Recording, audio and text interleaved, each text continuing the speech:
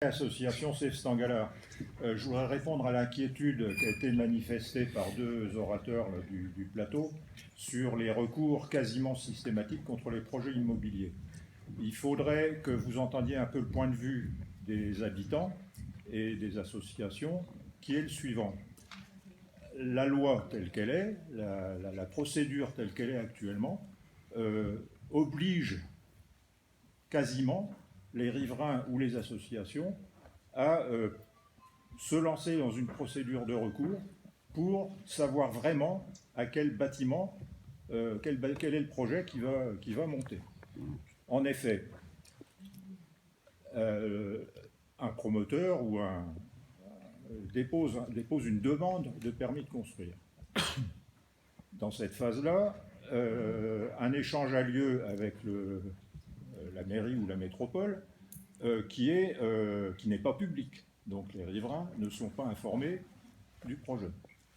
Alors il peut y avoir, jusqu'ici, il y a eu ce qui a été appelé quelquefois de la concertation, mais en fait ce n'est pas de la concertation, c'est de l'information, une petite présentation du projet où les habitants et les riverains voient quelques transparents affichés sur l'écran pour savoir ce qui va se produire. Mais en fait, on n'a absolument aucun accès aux détails du projet parce que ce projet est considéré comme étant toujours en instruction et par conséquent il peut évoluer, donc on ne peut pas y accéder.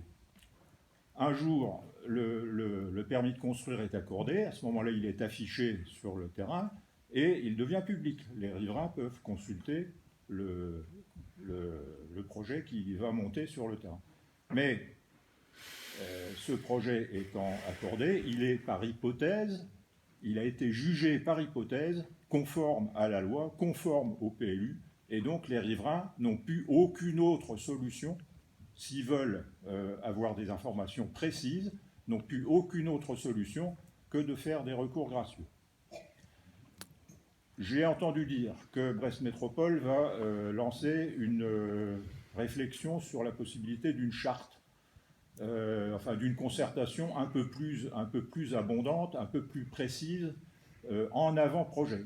Alors c'est ça la question que vous avez posée, messieurs, parce que vous avez été deux à poser cette même question. Je pense que c'est ça qu'il faut faire.